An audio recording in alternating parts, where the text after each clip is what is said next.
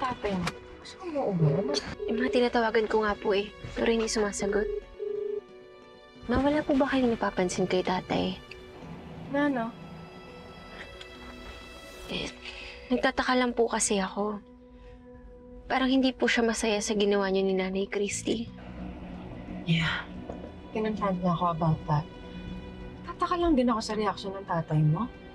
Parang hindi siya natuwa. Parang mas nag-aalala siya and hindi ko alam kung saan siya nag-aalala. Tsaka ma, parang parati siyang may iniisip.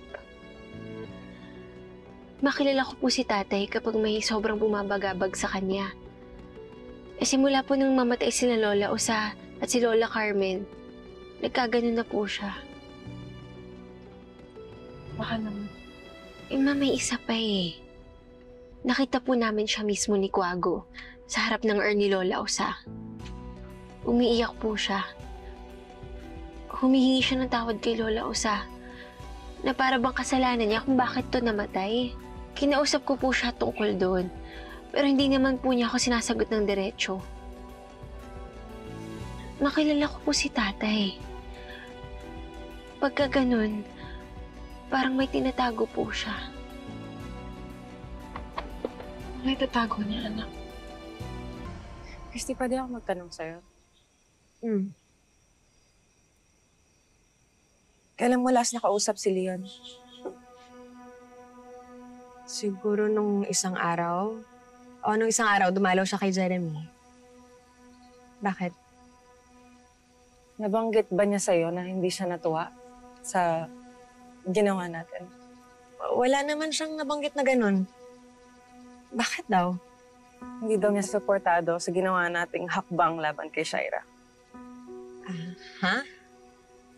Nag-aalala daw siya. Natatakot daw siya na baka mas lalong gumulo daw yung sitwasyon. Pero, alam mo, sa lahat ng sinasabi mo niya, I think underneath it, parang may tinatago siya. Parang may hindi siya sinasabi. Kirsty, I don't wanna influence you. Pero alam ko kasi naiisip mo to dahil ama din siya ng anak. No, I appreciate it, Hannah, na sinasabi mo sa akin lahat ng okay lang. Alam mo kasi naiisip ko kasi, syempre, kapatid pa rin niya si Shaira. Baka yung nakikita kong pag-aalala niya is for Shaira. Kasi ang laki din ng reward na pinatong natin sa ulo ng babaeng yun. Yeah, pero Hannah, sa tingin mo ba sa kabila ng lahat ng ginawa ni Shaira, mag-aalala pa siya para sa babaeng yun? Yan din ang tanong ko sa kanya.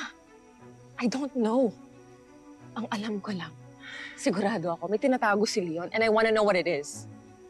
Easy ka lang, Hannah, kasi baka mamaya yung relasyon mo na kay Leon bilang magkaibigan maapektuhan din. Pati si Billy pa, madamay. Take it easy.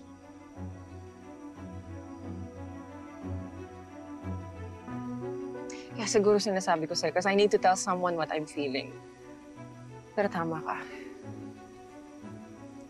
Is it okay kung wag mo na lang banggitin kay Leon? Baka kasi lalo pa siyang magalit sa akin. Oo naman. Sa atin na lang tong dalawa. Ang pinaka-importante, mag-focus na lang tayo sa paghahanap kay Shaira, okay?